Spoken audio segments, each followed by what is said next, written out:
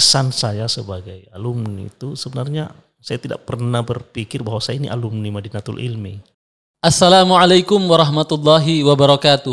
Waalaikumsalam. Alhamdulillah wassalatu wassalamu ala Rasulillah Muhammad ibn Abdillah wa ala alihi wa ashabihi amma ba'd. Alhamdulillah hari ini kembali lagi bersama saya di podcast Madinatul Ilmi Dolo, salah satu media dakwah pondok pesantren Al Khairat Madinatul Ilmi Dolo. Hari ini kita lagi-lagi kedatangan tamu yang sangat spesial sekali karena beliau ini adalah salah satu alumni pertama dari pondok pesantren Al Khairat Madinatul Ilmi Dolo. Saat ini beliau menjabat sebagai Kepala KUA Kecamatan Palu Barat. Kemudian di samping itu beliau adalah Wakil 2 Dekan Fakultas Agama Universitas Al Khairat Palu. Kemudian di sisi lain beliau juga aktif sebagai sekretaris umum di Ikatan Alumni Al Khairat. Kemudian juga di sisi lain beliau adalah sebagai Wakil Ketua Alumni Pondok Pesantren Al Khairat Madinatul Ilmi Dolo. Kemudian juga beliau ini aktif sebagai pembina Majelis Alumni Madinatul Ilmi Dolo. Langsung saja kepada beliau. Assalamualaikum Ustadz. Waalaikumsalam warahmatullahi wabarakatuh. Alhamdulillah. Hari ini kabarnya bagaimana Ustadz? Alhamdulillah kabar baik. Masya Allah. Sehat walafiat. Ya. Sebagai pengantar Ustadz, antum ini pertama adalah alumni Al Khairat Madinatul Ilmi Dolo, yaitu alumni pertama Ustadz. Ya. Tujuan pembicaraan kita hari ini Ustadz, kami ingin tahu bagaimana prosesnya Ustadz waktu pertama kali pesantren ini dibentuk. Mulai dari proses belajarnya, atau bisa diceritakan bagaimana sampai kemudian Ustadz bisa menjadi alumni pertama di Pondok Pesantren Al Khairat Madinatul Ilmi Dolo. Oh ya, terima kasih. Yang pertama tentu saya mengucapkan terima kasih kepada adik-adik Madinatul Ilmi Dolo yang telah memfasilitasi hal ini. Sehingga saya bisa hadir tempat ini. Saya merasa terhormat. Justru sebaliknya ini Ustadz, kami merasa terhormat antum bisa meluangkan waktu ke sini Ustadz. Yang pertama kesan saya sebagai alumni itu sebenarnya saya tidak pernah berpikir bahwa saya ini alumni Madinatul Ilmi. Kenapa? Karena saya masih bagian dari pesantren ini. Jadi merasa tidak pernah keluar. Di apapun kegiatan Madinatul Ilmi tetap saya ikuti. Kalau Habib Sagaf waktu masih hidup memberikan ceramah lewat Instagram kan di live di Instagram itu saya ikuti. Karena saya merasa bahwa walaupun kami di luar dianggap bahwa sebagai alumni, bagi kami perasaannya bahwa itu bukan bagian dari alumni. Kami masih santri. Subhanallah. Di mana-mana Habib Ali ceramah, di mana-mana teman-teman yang lain akan majelis, kami hadir di sana karena kami masih anggap bagian dari alumni santri Madinatul Ilmi. Yang pertama. Nah, pesantren ini berdiri itu sejak tahun 92. Itu awalnya berdasarkan hasil muktamar, bahwa di situ ditegaskan bahwa Al Khairat harus sudah memiliki pesantren yang basicnya itu untuk mencetak guru-guru di Madrasah Diniyah Awaliyah MDA. Nah, waktu itu dibuatlah semacam tes rekrutmen pada para peminat, dan alhamdulillah waktu itu hampir semua wilayah yang ada di Al Khairat ini, baik dari Ternate, Manado, Gorontalo, Indonesia Timur, itu semua ada perwakilannya. Dan saya waktu itu perwakilan dari Kabupaten Poso. Tes rekrutmennya dalam bentuk seperti apa Ustadz? Seperti tes masuk sekolah, masuk di pesantren, masuk madrasah, tertulis, wawancara, itu. Tapi memang diutus oleh pengurus daerah. Kalau itu dari Komda, dari Komwil, utus waktu itu. Diseleksi untuk kemudian nanti masuk di dalam pondok pesantren Madinatul Ilmi. Dan waktu itu dari tahun pertama sampai tahun ketiga terakhir itu dibebaskan biaya pesantren. Gratis berarti. Gratis. Ini awal pondok pesantren pesantren. Madinatul Ilmi Dolo. Tapi kami harus berbaiat, istilahnya harus mengajar itu setelah tamat itu 2 tahun wajib mengabdikan diri menjadi guru di madrasah. Jadi setelah itu banyak yang ke Kalimantan, ke Ternate, ke kabupaten-kabupaten yang lain. Baik Ustadz, sebelum kita bicara tentang masa pengabdiannya Ustadz, saya ingin mencari tahu terlebih dahulu terkait bagaimana Ustadz waktu awal-awal mondok di sini. Mungkin diceritakan bagaimana sosok Habib Segafnya, atau mungkin semisal guru sepuh kita di sini Ustadz Mansur dan lain sebagainya Ustadz. Ya, jadi tentu awal-awal kami di sini tidak seperti yang sekarang ya. Fasilitas boleh katakan sudah hampir lengkap lah. Kebutuhan sudah ada. Itu kami tidak ada fasilitas lain selain gedung sekolah sama asrama. Asrama dan gedung sekolah. Gedung sekolah. Jadi musolanya itu di aula asrama itu. Yang memang santrinya masih terbatas waktu itu. Masih 35 orang tahun pertama. Tahun pertama itu 35 orang. Tahun kedua bertambah, tahun ketiga bertambah. Jadi, tapi tahun keempat sudah mulai ada yang keluar. Itu belum ada yang santri tingkat sanawiyah. Itu langsung aliyah. Nah, pembinaan pada saat itu sangat dinamis bagi saya karena tidak seketat yang sekarang ini. Kami itu kemana-mana dibebaskan, tapi jam belajar harus ada. Setelah itu bisa bergaul dengan masyarakat, kegiatan-kegiatan masyarakat kami masih diberi kesempatan. Tujuannya waktu itu bukan membebaskan kami supaya aktif di luar, tetapi ingin memperkenalkan pesantren ini sama masyarakat. Seperti itu. Kalau pembina pada saat itu ada 3 orang, ada Ustadz Nasruddin Elmidu, kemudian ada Pak Akbar Siddiq, kemudian ada Pak Suyuti. Itu 3 yang menetap di asrama. Itu memang 3 orang pembina ini memang alumni Al-Khairat. Dan sekaligus mengajar di pesantren kita. Mengajar di pesantren, sekaligus mengajar di Aliyah. Di Aliyah waktu itu. Terkait model pembelajarannya Ustaz. Ya, model pembelajaran sama dengan pesantren yang lain. Dan pesantren ada madrasahnya, jadi selesai sholat subuh, ya kan? Iya. Tadarus, belajar, kemudian jam 7 itu masuk di madrasah, jam 12 selesai. Setelah itu istirahat sama, kemudian asar ada lagi pembelajaran untuk tingkatan kegiatan pesantren. Itu sudah dikelola oleh pesantren. Kalau waktu itu interaksi langsung dengan almarhum Habib Segaf seperti apa?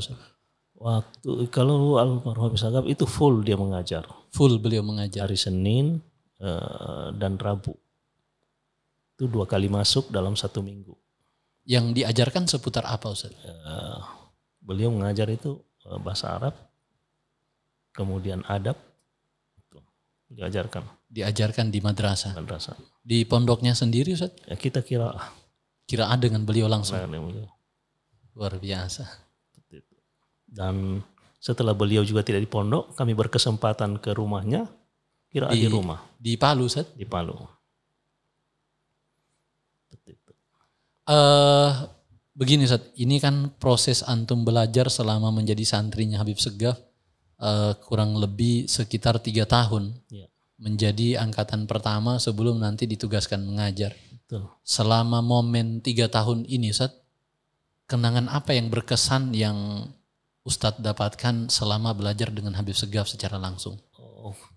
Hampir tidak ada yang tidak berkesan. Saya ingin cerita yang menurut Ustadz sangat berkesan sekali. Kalau berinteraksi dengan Habib Segaf itu semuanya berkesan. Ya, tidak ada tidak berkesan karena apa yang dia ucapkan itu selalu melekat. Ya, selalu melekat. Tidak bisa kita lupakan begitu saja. Nah, satu ketika kami di kelas itu tidak marah, tidak di apa, tetapi hanya disuruh berdiri untuk umpama ada yang harus dihafal, disuruh berdiri menghafal, tidak bisa menghafal tetap berdiri di tempat itu. Kemudian dilanjut yang lain, tapi sambil disuruh untuk menyimak teman-teman yang menghafal. Selesai semua orang menghafal, yang berdiri tadi ternyata sudah hafal. Metodenya seperti itu. Seperti itu. Jadi umpama ada 30 santri. Santri pertama, santri kedua hafal. Pas dia urutan ke-6 tidak hafal. Itu tetap berdiri. Konsentrasi, berdiri di situ. Yang lainnya lanjut. Nah, bayangkan kalau 30 orang yang mengulang itu hadis, mengulang itu adab atau syair, itu pasti dihafal. Pas terakhir disuruh lagi dia hafal, sudah hafal. Sudah hafal. Sesederhana itu. Sederhana sekali. Luar biasa. Jadi boleh jadi mereka mengajarnya itu memang sulit untuk kita. Boleh jadi metodenya bagus, kita bisa tiru, tapi ada hal-hal yang lain yang di luar nalar kita itu bisa hafal. Ya. Jadi tidak ada kesan menakuti santri, menakuti murid. Tidak ada, apalagi memukul, tidak ada. Subhanallah. Tapi dengan sendirinya kita merasa bahwa apa yang beliau ajarkan itu betul-betul melekat, tidak ada yang bias. Seperti itu. Banyak hal sebenarnya yang beliau lakukan ke kami itu, cara menegurnya, cara memberitahunya, itu sesuatu yang sangat tingkatannya sangat tinggi sebenarnya. Balaganya, kemudian alatnya sangat tinggi. Pernah tuh ketika dia mau melihat ada beberapa santri yang sudah panjang rambutnya. Yang gondrong. Gondrong, panjang. Nah padahal tradisi kita itu kan kurang bagus, kurang etis kalau ada santri yang panjang. Dia tidak langsung menyuruh untuk menggunting atau marah dan kenapa panjang rambut atau semacam. Cuma dia tanya, itu kalau sewa orang gunting rambut itu berapa per kepala? Dia bilang waktu itu 5.000, dia bilang 2.000. Nah seandainya di antara kalian ini ada yang tahu menggunting, itu pasti dapat tambahan penghasilan. Besoknya itu tidak ada lagi yang panjang rambut. Itu sampai seperti itu cara menegurnya. Jadi yang tadi memang ada keahlian, pasti di antara santri itu ada yang punya keahlian yang bisa menggunting kan. Sudah rame-rame orang datang menggunting. Besok minggu hari Rabu beliau datang masuk mengajar, itu sudah tidak ada. Nah satu hal juga yang menarik dari beliau ketika mengajar dijadwalkan itu tidak pernah terlambat. Tidak pernah tidak hadir apapun kesibukannya. Selama beliau mengajar. Umpama hari Senin jam 8, hari Senin.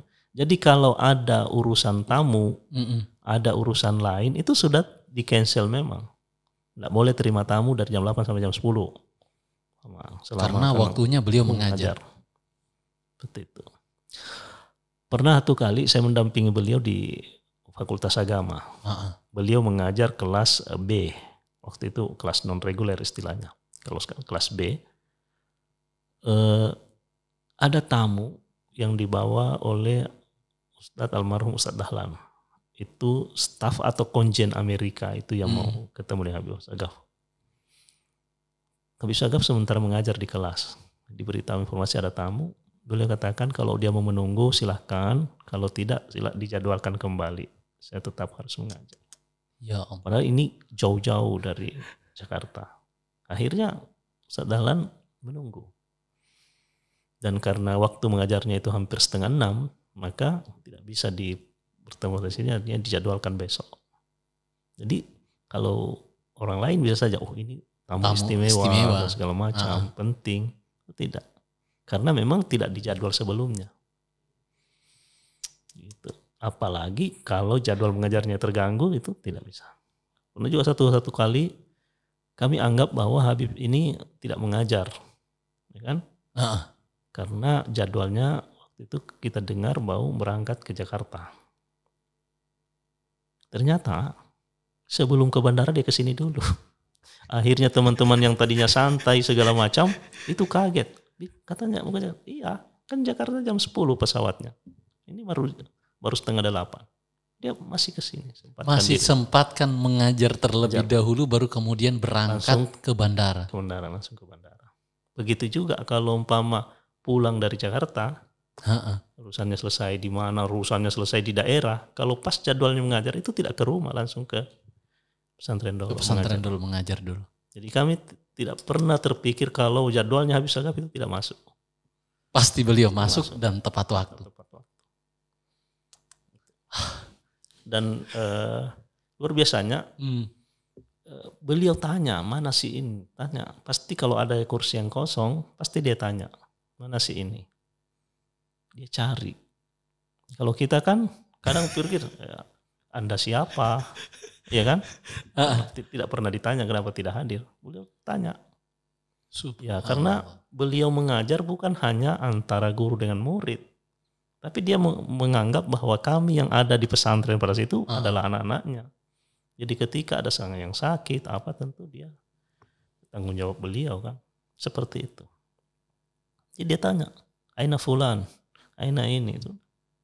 Kalau kita bilang dia asrama, dia datang di asrama. Ketemu langsung, cari di kamar. Setelah dia mengajar. Dicari lagi anak-anaknya. Mama masih tertidur atau sakit, dia ketemu langsung. Ya, mungkin sekarang tidak seperti itu ya. Kalau gurunya masuk, sini tidak ada, selesai. Iya, paling hanya sekedar ditulis alfa Ustaz. Iya, tulis selesai. Beliau tidak seperti itu. Setelah dia selesai mengajar jamnya, 2 jam mengajar, itu tidak langsung naik di mobil langsung diantar ke Palu atau dia jalan ke asrama kalau kita kan. Dia temui di asrama. Apa masalahnya? Kenapa tidak masuk? Apa sakit atau apa? Nah, seperti itu. Jadi memang dia cari.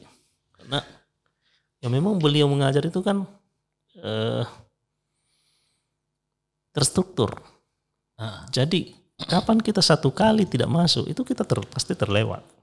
Nah itu yang diharapkan supaya kita jangan sampai ada yang materi yang terlewatkan. Itu. Dan itulah cara beliau tidak hanya mengajar tapi betul-betul mendidik, takdib. Kan ada taklim, tarbiyah, takdib. Itu beliau 3-3-nya itu dia betul-betul terapkan. Ada saat-saat dia mengajar, ada saat-saat dia hanya sekedar menyampaikan. Ya, pada saat waktu dia harus betul-betul takdib. Dan itu alhamdulillah bagi kami yang merasakan bahwa ditempa oleh beliau 3 tahun itu disitulah puncak ilmu sebenarnya bagi saya. Ya, walaupun sekarang udah sampai di perguruan yang tinggi S3, tapi bagi saya nikmatnya belajar itu pada saat bersama beliau di sini di Madinatul Ilmi. Sehingga pernah saya katakan sama teman, kalau kita mau dekati Tuhan itu ke Ka'bah, umpama anggaplah itu tabu, ya kan? Tapi saya bilang kalau kita mau dekat dengan Habib Idrus, mau dekat dengan Habib Saleh, ke Madinatul Ilmi. Jangan tinggalkan Madinatul Ilmi. Gitu kan orang. Yeah. Kalau mau dekat dengan Tuhannya, subhanallah, dia jauh-jauh ke Ka'bah, ke sana. Saya bilang kalau ini Madinatul Ilmi itu wasilah kita. Orang mau ketemu dengan Tuhan dia ke masjid, ke Ka'bah, umpama kiblat, kita wasilahnya mau ketemu Habib Madinatul Ilmi, tidak usah kemana-mana.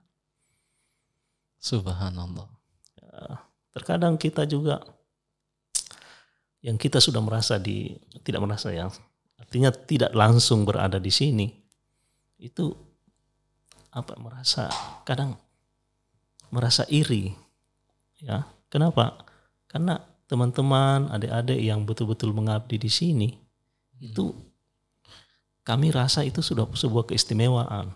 Kenapa? Kami ketika tamat di sini itu tidak disuruh mengabdi di sini, justru mengabdi di luar. Jadi kami jauh dengan pusat Madinatul Ilmi sendiri. Tetapi pesan beliau pada saat itu, beliau mengatakan, dimanapun Anda saya pantau. Sampai.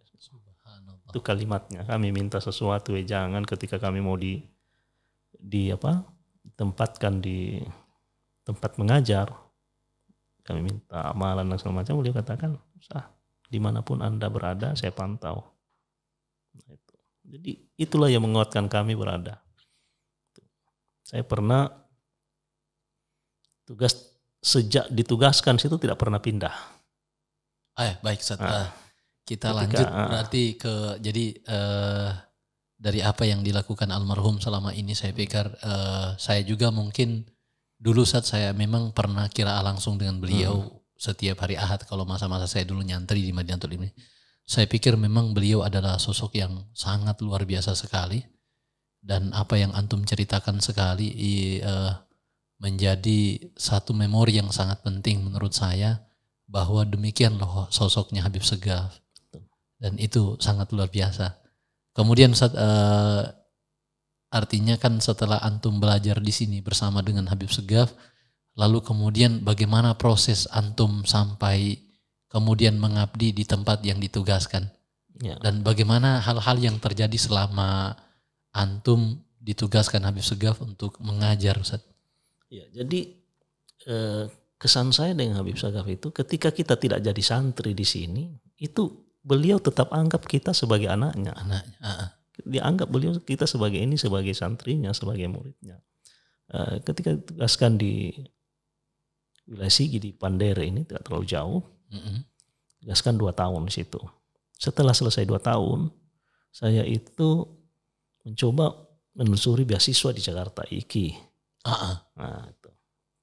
Ternyata ketika lapor ke Habib Abdillah, beliau katakan, ente tidak usah pergi kuliah, tidak usah pergi belajar, ente mengajar lebih banyak dapat ilmu. Itu bahasanya. Artinya tetap harus mengajar, tidak usah kemana-mana. Karena tidak puas, coba ke Habib Segaf, siapa tahu ada solusi yang lain. Karena kita kewajiban sudah selesai. Iya, betul, Ustaz. Ada di rumah beliau mengatakan, ente tidak usah kemana-mana, di akhirat yang terbaik. Ini Habib Segaf ya bilang.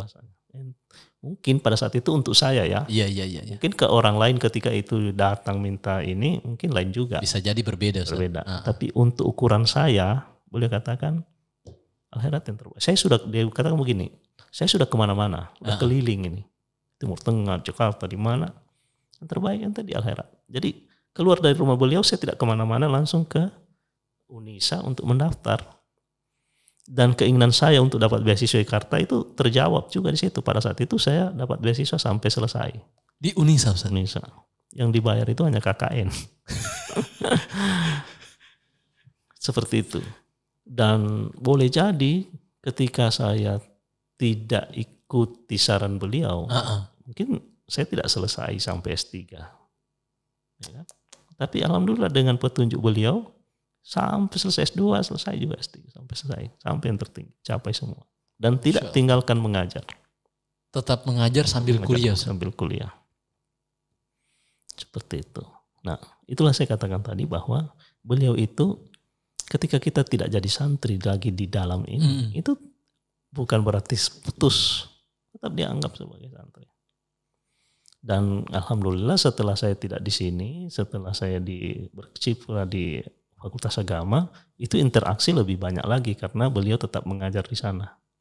Kita jadwalkan, beliau datang, menguji, datang terus, saya jemput, antar pulang, interaksi ada terus. Subhanallah.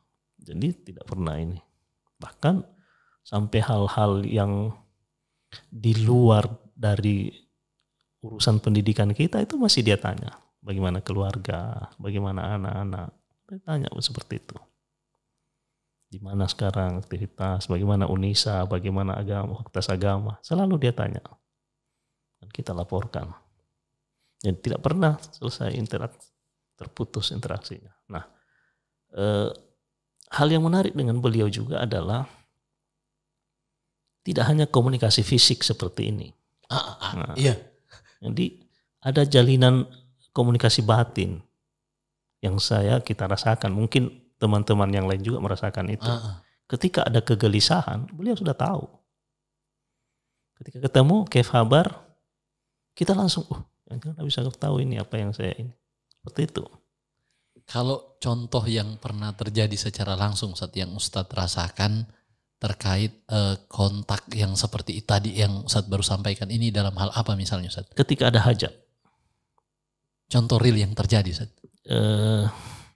Waktu itu tahun 2015 saya selesai ikut tes petugas haji.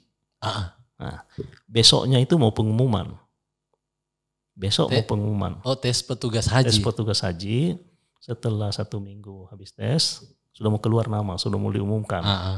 Sore saya ketemu beliau, ajak beliau untuk berikan, waktu itu kita ada kegiatan di Masjid Agung. Beliau yang jadi narasumber dari maghrib sampai isya. Jadi sholat maghrib situ, sholat isya di situ. Nah, hajat saya itu saya ungkap pada saat saya sholat. Tidak berani ungkap, minta langsung secara ke beliau. Langsung, iya.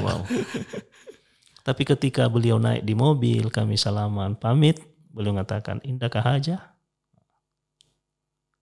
Habib Segaf tanya seperti itu. Kita cium tangan apa mau tutup? Langsung dia yang juluruh tanya, indahkah hajah? Ketawa senyum, insyaallah bisa. Dia sudah taruh tangannya di dada, insyaallah bismillah. Subhanallah. Mulai malam itu sampai besok pengumuman tidak pernah terlintas kalau tidak mau lulus. Tidak menjadi petugas. Tidak ada khawatir. Pas pengumuman muncul telepon dari teman, Anda lulus. Saya bilang saya sudah tahu dari tadi malam. Itu satu. Jadi apa ya? Komunikasi batin itu tidak. Subhanallah. Mungkin kalau orang lain ada sesuatu yang diinginkan datang, doakan saya mau begini. Bagi kita yang betul-betul sangat dekat, merasa dekat sekali dengan beliau, itu tidak perlu diungkap. Dia udah tahu, itulah komunikasi batin. Dan komunikasi batin itu bisa terjalin walaupun orangnya sudah tidak di bumi lagi. Dan itu tanya ke teman-teman merasakan itu. Habib Segaf umpama sudah 1 tahun lalu meninggal, itu tetap ada komunikasi batin. Silaturahim batin kan. Masih ada. Apakah itu lewat mimpi, apakah apa segala macam, ada. Dan itu terasa. Jadi apa ya? Bagi kita Habib Segaf itulah tadi sosok fisiknya tidak dengan kita, tapi batin itu ada terus. Terasa kita bahwa kita dibimbing terus. Itu bisa jadi juga terjadi dengan teman-teman lain. Karena beliau itu tidak pernah membedakan ini santri ini dari sana, ini dari kalangan ini tidak ada. Semua sama. Itu. Bedakan kita terkadang ada, mana sih ini kentara betul. Tapi kalau yang ini tidak ada, dia tidak cari. Tapi kalau satu santri ini yang tidak ada, itu dia cari kan. Tapi kalau yang ini tidak ada, dia tidak terlalu ini. Habib Segaf tidak seperti itu caranya. Siapapun itu. Begitu juga perlakuannya. Semua sama. Semua sama. Nah, tetapi cara juga menegurnya itu sama. Ketika ini umpama yang ini melakukan pelanggaran seperti ini kerasnya, yang ini tidak keras, tidak ada seperti itu. Semua sama. Cara menegurnya. Dan itu mungkin sulit ya. Mungkin hanya 1-2 yang bisa meniru itu. Nah, yang ketiga juga yang kesan dengan beliau itu semangatnya. Semangatnya. Itu jangan tidak pernah mundur. Semangatnya itu. Bisa dilihat dari ketika kita datang. Ya. Kita berpikir kita ini hanya mau ketemu 10-15 menit paling lama. Iya. Nah, pada akhirnya tidak bisa. Karena beliau yang lebih minta lebih banyak. Saya sering seperti itu. Saya berpikir, bisa Segaf ini habis istirahat dan banyak sekali, apalagi di akhir-akhir ini ya sebelum meninggal, sebelum sakit, ternyata tidak bisa. Nantinya kita jadwalkan, hanya sekitar 45 menit lah kita paling lama. Itu tidak bisa, pasti lewat 1 jam, 1 jam setengah. Seperti itu. Tapi orang yang datang tadi itu memang terkesan bagus dan Habib Sagaf welcome, semangatnya itu. Cuma memang harus atur waktu. Iya. Yang sampai beliau yang menunggu. Kalau sudah dijadwalkan jam 8, minimal sebelum jam 8 Anda sudah siap mendekat. Dan kentara sekali kalau kita yang datang terlambat, dia tidak tegur. Cuma dia lihat jamnya aja. Seperti itu. Tapi bagi kita itu sudah teguran.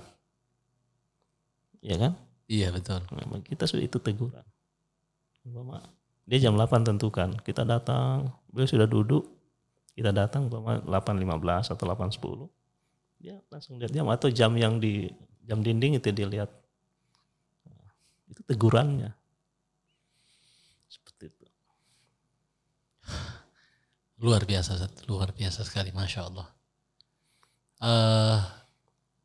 Begini Ustaz, ini kan artinya dari yang antum angkatan pertama di alumni Al Khairat Madinatul Ilmi Dolo, kira-kira Ustaz dari 35 orang ini atau khususnya angkatan yang pertama sekarang sebagai alumni Madinatul sudah merangkap pekerjaan di bagian mana saja atau eksistensinya sudah seperti apa Ustaz? Saya melihat bahwa kami ini jadi seperti ini itu berkat juga dari Habib Sagaf. Dia itu beliau tidak mendikte kita harus jadi seperti ini. Tidak. Silakan tunaikan tugasmu. Setelah itu mau jadi apa silakan. Dan itu pasti terukur. Ya, saya jiwanya memang suka mendidik dan segala macam, itu memang terpola sehingga tidak pernah tinggalkan kampus, tidak pernah tinggalkan yang lain. Bagi mereka mungkin yang memang jiwanya tidak di situ, mereka jadi di tempat yang lain. Ada yang jadi umpama kerja di bank, ada yang jadi di bank sekarang. Ada yang di bank. Ustadz Amrin itu jadi bank. Kan awalnya Ustadz Amrin itu terpola memang. Kepola. Beliau mengajar di Ternate, akhirnya kembali ke Palu lagi kuliah, setelah itu jadi pegawai di bank, awalnya yang pegawai paling rendah. Boleh dikata office boy-nya. Nah, setelah itu jadi satpam di situ, kemudian bisa naik ke kepala cabang, kepala unit. Sekarang ini. Itu memang terpola. Saya juga begitu. Padahal saya, umpama kalau di luar PNS kan, ASN, karir segala macam, bisa saja berkarir di mana-mana. Tapi seakan-akan tidak berasa, tidak ada istilahnya ini. Jadi PNS ini hambar rasanya kalau tidak ada mengabdi di akhirat.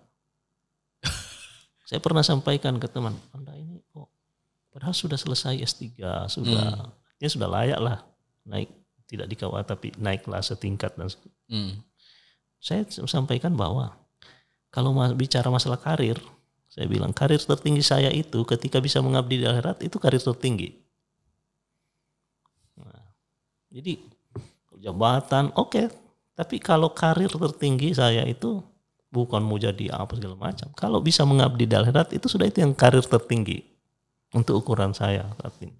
Dan mudah-mudahan itu istiqomah. Amin insyaallah. Makanya tidak pernah lepas. Nah, jadi penting kewajiban kantor selesai dan bisa di Indonesia itu. Jadi harus bolak-balik.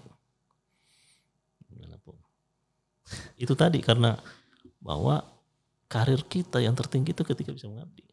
Karena itu tadi sejak awal saya berprinsip bahwa ketika orang mau ketemu dengan Tuhannya, dia jadikan masjid, jadikan sholat itu wasilahnya kan. Kita kalau mau dekat dengan Habib Sagaf, mau dekat dengan guru tua, mau dekat dengan Rasulullah, udah cukup di Madinatul Ilmi, cukup di Al-Herat, gak usah kemana-mana.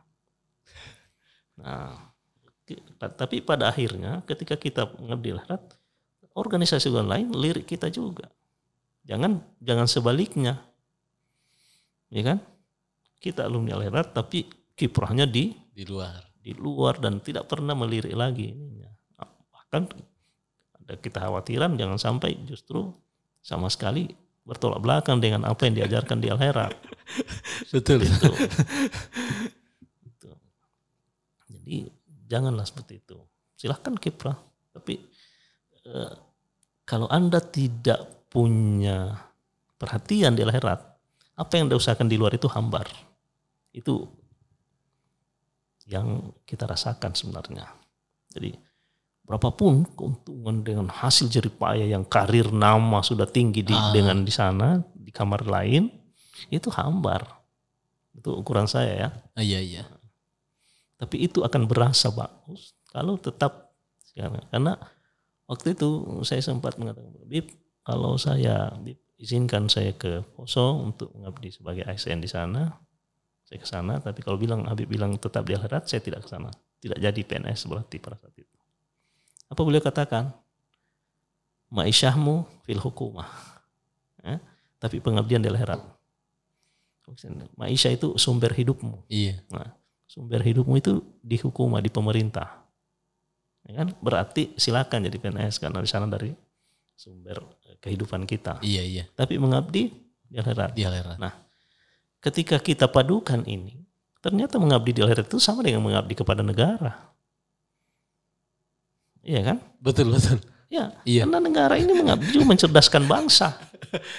Padahal Al-Heraq itu sendiri tugasnya adalah mencerdaskan bangsa juga. Jiwa dan raganya anak ditempa di situ. Jadi sebenarnya kita tidak memisahkan ini. Oh, hanya di Al-Heraq, ini negara punya, tidak. Itu pesan sebenarnya yang saya tangkap. Ma'isyahmu fil hukumah, artinya sumber pendapatan, sumber hidup dan segala macam itu dari pemerintah, pengabdian di Al-Heraq. Tapi ketika kita combine, tidak, tetap sama sebenarnya karena Al-Heraq juga situ. Seperti itu. Nah, biasanya orang betul-betul dia sudah ma'isyahnya di hukumah, terus sama sekali dia tidak bisa mengabdi di Al-Heraq. Tidak ada waktunya lah segala macam, atau kita belum tahu juga, mungkin dia ada yang dia lakukan tapi tidak pernah terlihat kan, seperti itu. Jadi bukan berarti bahwa angkatan pertama itu is the best, tidak. Bagi saya ya. Iya. Kenapa? Justru angkatan-angkatan di belakang ini justru semakin bagus. Kenapa? Karena angkatan-angkatan di bawah ini sudah bisa, ada yang bisa ke luar negeri. Belajar di luar negeri, belajar di mana-mana. Ya kan?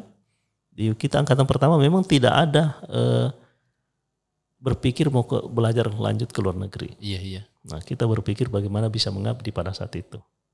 Ya kan? Nah, teman-teman yang di belakang-belakang ini kita anggap sudah luar biasa. Jadi sempat saya ketika diskusi dengan adik-adik bahwa atau angkatan pertama juga merasa mereka yang paling ini, saya bilang, kalau saya tidak, masing-masing punya frekuensi. Ya kan? Betul. Masing-masing punya frekuensi. Karena Habib Sagaf juga tidak mengandalkan ini, tapi tidak juga merendahkan ini. Semua sama. Nah sekarang kalau kita merangkap bahwa kita yang terbaik pada saat itu, apakah kita sama dengan sekarang ini ada pocket satu ya? Dulu tidak ada. Apa kegiatan di sini bisa ditonton orang di luar? Kita tidak punya pada saat itu. Betul, nah itulah kelebihannya yang sekarang. Jadi masing-masing punya frekuensi, masing-masing punya ini. Itu sehingga saya tidak pernah membedakan, oh ini yang kata pertama, ini yang terbaik, ini yang tidak. Seperti itu. Nah, bahkan kalau saya itu ketika masuk di Madinatul Ilmi di Odolo ini ketemu pembinanya, justru saya merasa bahwa saya harus cium tangan ke mereka karena saya harus walaupun ketika di kampus saya ajar mereka, tapi ketika saya masuk di pesantren seperti saya yang kenapa? Karena mereka melanjutkan apa yang dirintis oleh Habib Sagaf. Nah, ketika saya mencium tangan-tangan ustadz-ustadz di sini, itu kan sama dengan kita wasilah ke Habib Sagaf. Itu bagi saya. Jadi tidak masalah. Tapi teman-teman ini merasa tidak. Bahkan itu yang kita rasakan sebenarnya. Kan mereka ini melanjutkan apa yang dilakukan oleh Habib Sagaf kan? Iya. Ketika kita datang untuk itu, kita sama dengan mendatangi Habib Sagaf sebenarnya. Asalkan betul-betul yang dalam ini betul-betul sami nawata na ikhlas betul untuk apa pasti. Jadi kadang Ustadz kita, saya bilang tidak. Kalau saya masuk di wilayah ini berarti Anda sebagai yang punya ini, kita di situ. Kalau saya tidak seperti itu berarti kalian anggap bahwa saya di bagian dari di luar dari pesantren ini. Gitu. Jadi Pak ya, bagi saya Madinatul Ilmi itu bukan lagi hanya tempat menempa jiwa, akar dan segala macam, tapi inilah bagian dari hidup. Madinatul Ilmi ini bagian hidup kita, tidak terpisahkan. Nah, cuma memang kita juga merasa bahwa kita tidak bisa tiap waktu ke sini dan segala macam karena memang itu juga baik untuk santri kita sendiri, anak-anak kita. Dan alhamdulillah saya buktikan itu dengan menempatkan anak saya di sini. Gitu. Seperti itu. Tidak berpikir mau tempatkan di luar. Nah, itu generasi saya tempatkan di sini. Subhanallah. Jadi ketika saya tidak bisa langsung mengajar anak saya, tapi murid yang di sini udah mengajar dia, itu sudah bagian daripada kita, bagian daripada Madinatul Ilmi. Jadi apa ya? Itu yang pertama. Yang kedua juga bahwa kita tidak bisa membantu secara fisik, tidak bisa membantu secara material, ya kan? Tenaga tidak bisa ke sini, material juga belum mampu. Doa itu sesuatu yang luar biasa. Jadi di mana-mana habis sholat, bagaimana Madinatul Ilmi tetap, alhamdulillah itu. Saya berpikir bagaimana Madinatul Ilmi dikenal lebih luas lagi. Nah, ketika kita tampil di tempat-tempat lain, bahwa saya selalu mengatakan bahwa saya alumni Madinatul Ilmi. Artinya secara al-khairat, secara keseluruhan, tapi kita khususkan lagi bahwa itu Madinatul Ilmi dulu. Karena tidak mungkin Madinatul Ilmi ini tanpa al-khairat kan. Begitu juga sebaliknya. Jangan kita pisahkan, saya Madinatul Ilmi, tidak boleh. Ini Madinatul Ilmi ini cikal bakalnya akhirat itu dari Madinatul Ilmi juga. Iya. Dan memang kita akui itu bahwa kita memang tidak bisa terpisahkan dari akhirat. Baru-baru ini ketika saya di Saudi, ketika saya diminta untuk berikan bimbingan di sana, Pak Kiai ini dari mana? Saya bilang saya di akhirat, saya kepala KUA. Jadi walaupun yang mengutus itu kita Kementerian Agama, tapi tetap kita selipkan bahwa saya al-khairat pesantren Madinatul Ilmi. Tetap seperti itu. Guru saya ini. Begitu juga kita ketemu dengan orang-orang dari mana, justru mereka bangga bahwa ternyata di Palu ada juga yang begini ya. Di Indonesia seperti ini. Saya bilang iya, karena apalagi ketemu dengan orang Hadramaut, orang Yaman, kaget mereka. Loh, Anda ini bukan Indonesia, Anda ini Hadrami. Saya bilang, anak haji, saya bilang. Saya datang sini sebagai petugas, bukan orang Hadramaut, saya Indonesia. Tapi bahasa kita itu mereka sangat akui, bagus. Beda dengan bahasa amiyahnya orang di sana. Seperti itu. Jadi intinya bahwa Madinatul Ilmi sekarang sudah mulai mulai lepas landas, sudah mulai naik kelasnya. Kalau kita dulu ya kita merasa besar tapi hanya di sini. Nah sekarang ini Madinatul Ilmi kan di mana-mana. Apalagi momen-momen tertentu diadakan di sini. Nah, kemarin haulnya Habib Sagaf tidak diadakan di Wata, tapi di sini itu kan sebuah kampanye yang luar biasa, sebuah penyampaian pesan ke orang bahwa ada seperti ini dan insya Allah nanti haul-haul berikutnya itu akan lebih banyak lagi tamu-tamu dari luar dan Madinatul Ilmi akan lebih dikenal lagi. Cuman ya harus komitmen. Kita harus ada garis lurus, jangan lagi kemana-mana. Betul, Ustaz. Jangan berpikir bahwa kalau saya begini nanti bagaimana jadinya. Lurus saja dulu. Komitmen saja, fokus. Kalau Anda mau fokus mengabdi, membina, fokus saja membina. Nanti biarkan satu waktu, saya mau jadi begini, itu terakarkan sendiri. akan terarahkan sendiri. Tapi kalau ketika Anda membina mau begini itu semakin sulit Anda menentukan hidup. Tapi fokus saja satu. Nah, nanti pada akhirnya akan ketemu, oh ini dan hikmahnya. Seperti ini dan jadinya. Kan terasa. Nah, karena kepuasan batin itu orang melihat kita ini senang padahal dengan persepsi yang salah. Ya, dia melihat kita secara tidak objektif, subjektif. Oh, senangnya dia itu sudah seperti ini. Padahal kita yang rasakan apa yang dianggap itu tidak seperti itu yang kita jalani kan? Iya betul Ustaz. Nah, seperti itu. Kita juga menganggap orang yang tidak sibuk itu begitu senangnya. Kita yang sibuk kerja ini nandasa orang sini bilang, ya kan? Oh, senangnya dia itu pengangguran apa? Betapa senangnya hidupnya. Tapi orang yang tidak bekerja justru terbalik pikirannya. Senangnya dia itu banyaknya pekerjaannya di mana-mana ada pekerjaannya. Nah, begitu. Jadi kita itu sebenarnya adalah penilaian dari subjektifnya orang. Padahal tidak seperti itu yang kita jalani.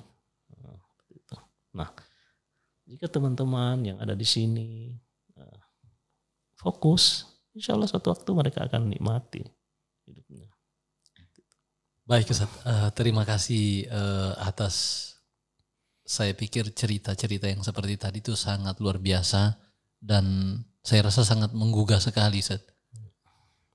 Kemudian terakhir ini Ustaz, terakhir ada tidak Ustaz pesan yang ingin disampaikan bagi teman-teman yang ada di luar sana Ustaz sebagai alumni Al-Khairat Madinatul Ilmi Dolo? Karena saya pikir Ustadz selama menjadi ibaratnya saya bilang alumni, walaupun pada kenyataannya Ustadz sendiri tidak merasa bahwa bukan bagian dari Madinatul Ilmi Dolo, tapi sampai saat ini masih menjadi dari bagian dari Madinatul Ilmi Dolo. Tapi saya rasa Ustadz sudah lama sekali berkecimpung di dunia luar. Ustadz sudah punya pengalaman-pengalaman yang saya pikir melalui pengabdian kepada Al-Khairat itu mendapatkan sesuatu yang sangat luar biasa. Dan tentu banyak juga alumni-alumni baik dari Madinatul Ilmi ataupun dari alumni Al-Khairat secara umum. Saya rasa mereka mungkin masih merasa apa dan bagaimana, mungkin ada pesan-pesan yang Ustadz mau sampaikan kepada kami-kami ini yang masih berjibaku baik mengabdi ataupun apapun yang mereka lakukan untuk Al-Khairat sampai saat ini. Ya, jadi prinsipnya bahwa ketika kita sudah berkiprah di luar, itu jangan menganggap bahwa kita seperti ini karena tempat kita bekerja itu.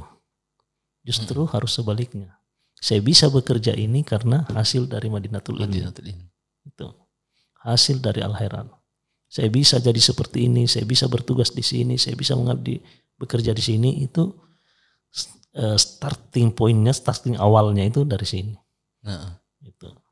Nah, kalau itu Anda abaikan, nah itu tadi yang saya bilang nanti, boleh jadi apa yang Anda lakukan itu hambar, tidak ada kepuasan batin di situ sebesar apapun keuntungan yang Anda peroleh. Itu. Karena itu tadi mengabaikan ya peletak dasar. Ya kan? Ini kan pemicunya kita jadi semacam apa ya? Casnya itu di sini. Iya. Jadi ketika umpama Anda berkiprah di luar, merasa ini, coba kembali ke Akhirat, cas lagi. Seperti itu. Bagaimana casnya? Boleh silakan, macam-macam. Berdoa, boleh juga mendatangi teman yang pernah di sini, atau berdoa kirim wasilah, Habib Idrus, Habib Sagaf, dan segala macam. Itu bisa, itu bagian dari cas. Ya, supaya kita tidak merasa bahwa kita besar karena organisasi dengan pekerjaan kita itu. Tidak boleh. Harus umpama kita sudah berkiprah, sudah punya karir tinggi di kamar sebelah, di organisasi lain. Kita menganggap bahwa organisasi itu yang membesarkan kita. Jangan. Harusnya tetap dasarnya itu tidak boleh dilupakan. Pijakan pertamanya itu jangan dilupakan. apa ya? Karena setinggi apapun tingkat yang Anda capai, pasti ada tingkatan dasar yang tidak boleh dilupakan. Karena tingkatan dasar itu, letak dasarnya itu Anda baikan, pasti roboh. Seperti itu. Jadi seperti itu sebenarnya. Nah, dan itu teman-teman yang kata Madinatul Ilmi rasa. Ketika kita ketemu begini-begini, saya bilang sudah. Kembali dulu, cooling down dulu. Nah, setelah itu baru. Nah, caranya untuk mencas itu bisa komunikasi dengan guru kita, dengan siapa segala macam. Dan sebenarnya tanpa fisik pun, ya, tanpa fisik pun Anda dengan fisik harus ke sini atau ke akhirat atau kemana, tanpa boleh secara batin, silaturahim batin. Dan silaturahim batin itu lebih cepat sebenarnya, karena tidak membutuhkan ruang dengan waktu. Dan apalagi kalau sudah ada semacam ini, fasilitas seperti ini kan, ada juga WA, ada juga telepon, itu silakan. Nah, karena kapan kita, untuk ukuran saya ya, kapan kita abaikan induk kita ini, ya, pasti yang kita dapatkan itu istilah saya hambar. Bukan tidak ada kesannya, tapi kita tidak tahu kemana hambar, kita tidak tahu kemana selesainya. Tapi kalau tetap kita bahwa ini sesuatu karena saya dapat begini, karena berkat dari sini, insya Allah itu bernilai, terasa nilainya. Itu hal yang sangat perlu untuk ditanamkan untuk siapa saja yang keluar dari Madinatul Ilmi. Jangan ketika Anda belajar di Madinatul Ilmi 6 tahun, terus belajar di kampus luar, boleh jadi Anda ambil bukan di Al-Herat atau di mana, Anda merasa bahwa itulah yang membuat Anda jadi orang hebat. Iya. Tidak seperti itu. Saya bisa dapat di sana jadi hebat karena berkat dari sini. Nah, seperti itu. Walaupun hanya di sini 3 tahun, hanya 6 tahun. Walaupun di sini tidak menjanjikan materi, tidak menjadikan apa, tapi Anda bisa dapat sana apa yang Anda ciptakan, itu berkat dari sini. Seperti itu. Karena itu tadi, kapan Anda abaikan ini, apa yang Anda dapatkan di sana hambar, terasa tidak bernilai. Tapi kalau betul-betul Anda bahwa apa yang Anda dapatkan di sana karena berkat dari sini, itu luar biasa nilainya. Baik Ustaz, saya pikir hari ini kita sudah ngobrol panjang lebar.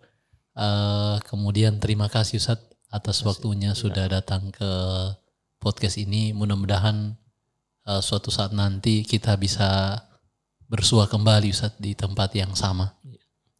Saya juga berpikir bahwa nanti podcast ini dia harus per tema Ustaz.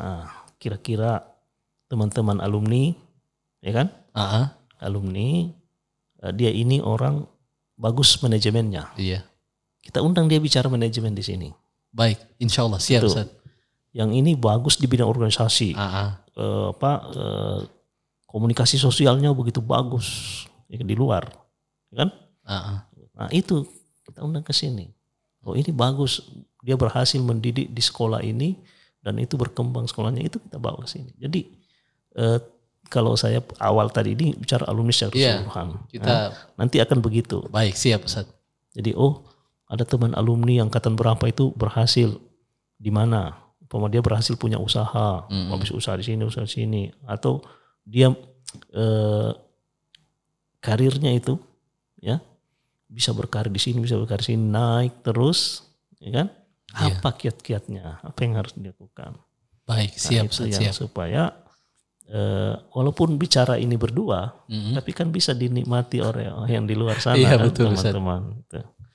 Seperti itu. Nah, kemudian nanti juga saya berpikir bahwa ada khusus antara kalau bisa hadir juga yang santrinya di sini.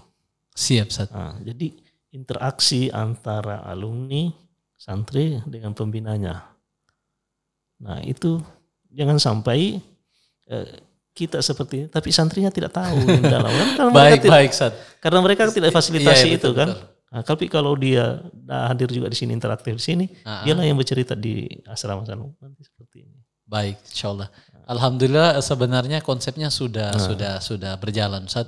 Cuman kita butuh waktu untuk kemudian mencari-cari waktu biar semuanya insyaallah akan kita cover di sini semuanya, Ustaz. Jadi lihat latar belakangnya. Oh, baik, ini sini. Oh, ada juga alumni kita yang jadi tentara, ada alumni kita jadi polisi. Nah, dia datang di sini dengan baik, siap Ustaz, siap. Itu harus ya 5 sampai 10 menit kan lumayan. Baik. Ya. Oke, terima kasih banyak Ustaz. Sekali lagi terima kasih sudah menyempatkan waktu untuk datang di sini. Saya pikir sekian hari ini Ustaz. Ya, baik. Assalamualaikum warahmatullahi wabarakatuh. Waalaikumsalam warahmatullahi wabarakatuh.